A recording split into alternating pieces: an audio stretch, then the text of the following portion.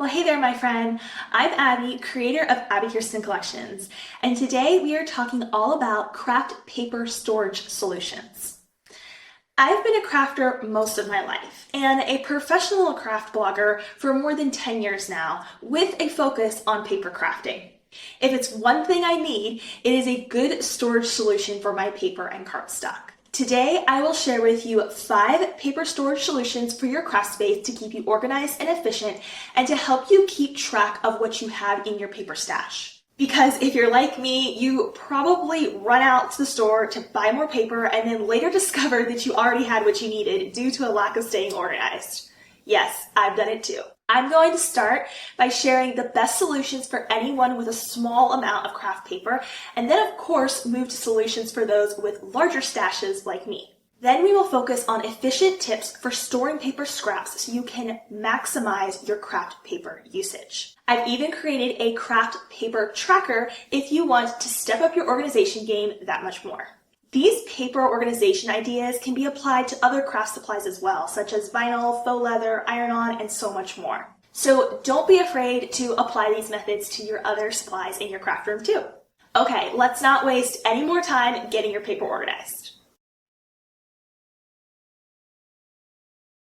So let me give you a quick example of how I would break down a paper stash before I start going into all of our storage solutions. Because before we can store, we have to declutter, we have to organize it by all these different categories before we can start putting them into our selected storage solutions.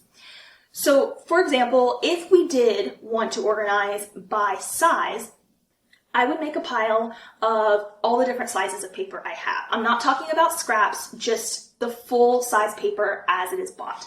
Typically in the craft world, depending on where you live, it could be different. 12 by 12 and 8.5 by 11 are usually the two sizes that we see the most in our craft rooms. So you could start by organizing all 12 by 12 in one pile and all 8.5 by 11 in another pile. Don't worry about anything else at that point in time, just organize by size first. The next step you want to take would be organizing by color. So I would put all of my shades of yellow in one pile, all of my shades of, let's say, pinks in another pile, and so forth with all the different colors. Don't worry about separating all of the paper out by the exact shade.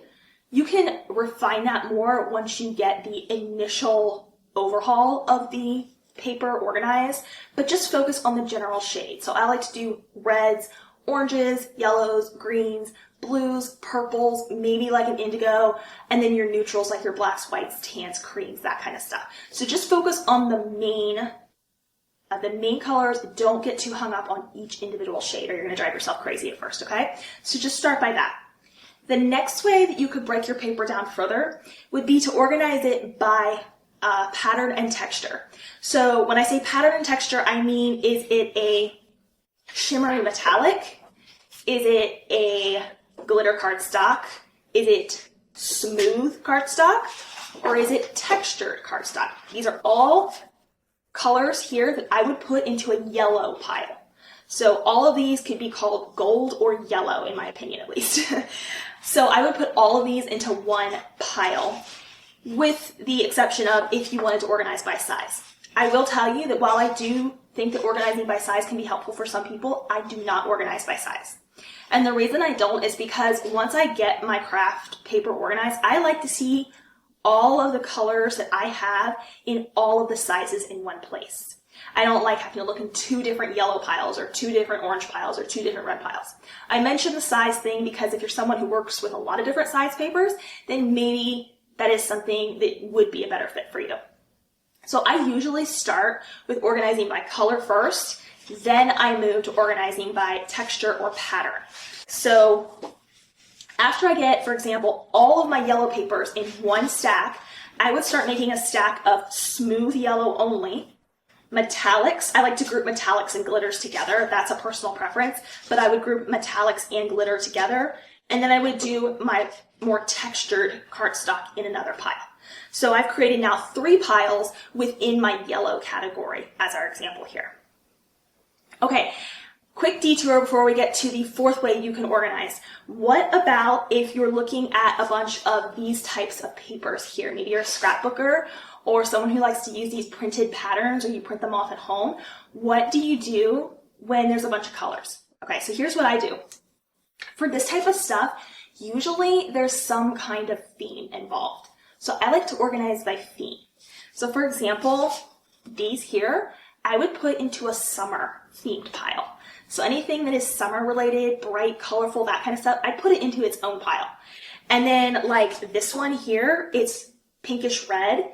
You could either put it into like an all pinkish red pile, or you could put it into maybe like a July 4th pile because it's got stars on it, or Memorial Day or something like that. So organize by theme or holiday when it comes to these, because usually these types of printed, they all are printed around a theme or a holiday, right? So organize by theme or holiday when it comes to this. And go through your specifically printed pattern papers after you get through your solids, okay? So solids being like this or this, you don't have a picture printed on it of any kind or some sort of repeating pattern. Go through all of the solids first, then go to these afterwards. You'll find it much easier. So I wanted to make that detour because some people have a lot of these in their craft stash, and I want to make sure you know how to organize as well. Okay, the very last way you could sort your paper by is by the weight of the paper. So, for example, this is a yellow glitter cardstock. This is also what I would call yellow or gold in my category, a yellow gold glitter cardstock. But this one is a heavier weight than this one. This one's more bendy, which means it's a lighter weight. So paper is usually written in grams or pounds. When you purchase it, it'll say it's like 65 pound is like a medium weight, or 80 pound, or 176 grams, or 110 pound for like a cover weight. You can organize by weight. Now, the reason I never organize by weight is because usually if you purchase either the loose paper at the craft stores, or you purchase paper and you tear the packaging off and you throw it away, you may not know the exact weight. So that can be a little hard to determine. However, you can always sort of feel the difference. For example, this is a yellow metallic. This is a text weight, and you can see how bendable it is, bendy it is. So this is definitely a lighter weight paper compared to this, much heavier, and still so this one's even heavier.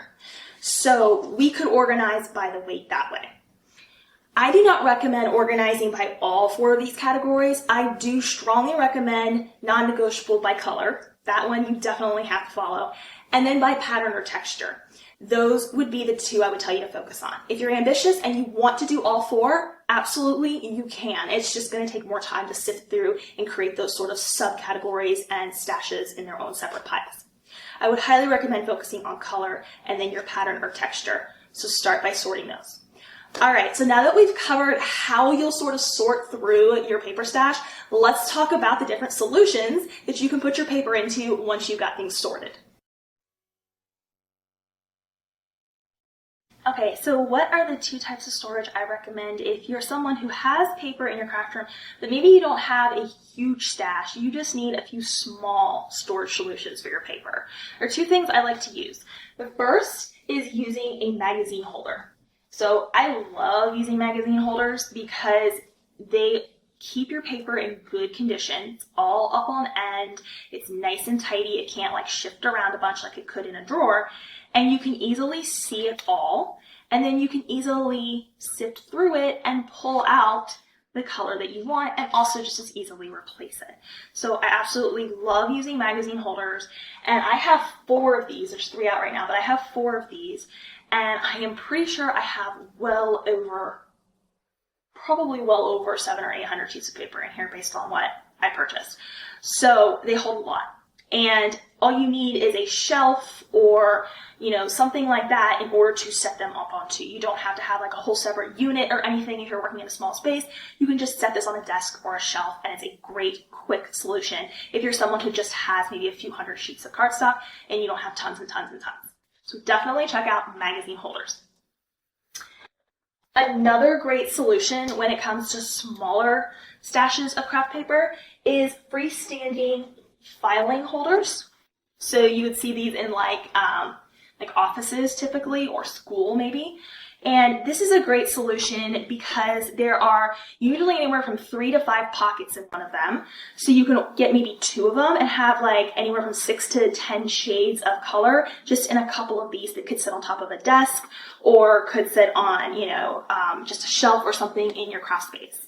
It also holds quite a bit. So this is 50 sheets here in this one pocket, and it could easily hold another 50 to 60 sheets, no problem, and still have room for me to like thumb through it. So I think this is a great solution for smaller craft stashes when it comes to paper. So check out like freestanding file organizers. Okay, so number 2 for our craft paper storage solutions is drawer storage. So there is loads and loads of craft drawer storage out there, and these can be utilized very easily for our craft paper. So we could easily do something like stack all of our yellows in one drawer, and we could still organize them by type. So for this example, here's a drawer that's going to go into a container that I have of a bunch of paper. Here are all my yellows. The top stack here is my smooth yellows. The center stack is my yellows in the textured.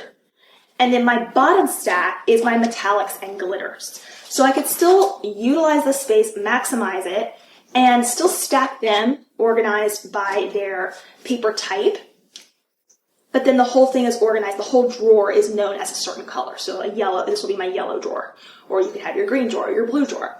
So drawer storage is a great solution. You can find loads of plastic drawer storage for crafters at craft stores and online. So check that out. It's a great viable option if you have, let's say, like a medium stash of craft paper.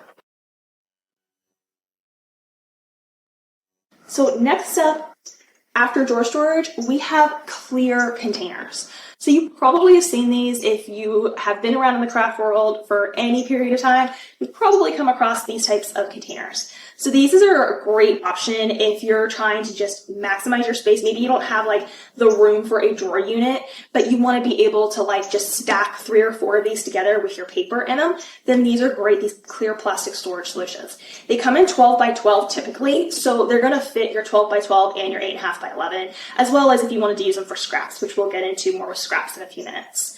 So this will hold a lot of paper, 200-300 sheets easy, and you can still follow the same principle I just showed you here where you would put all your yellows in one container, but still sort them by the type of paper they are. Are they glitter? Are they smooth? Are they textured? Etc.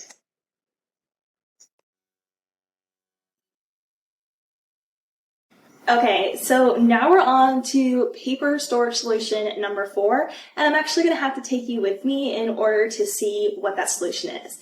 It's my favorite, and I just created this only a few months ago because I was maxed out on the amount of paper I had in my craft room. So let's take a look. Okay, so this here is my mega storage solution. These are cubbies that I purchased at my local craft store, and they have dividers in them. So I can really get specific with all the different shades or types of paper that I have.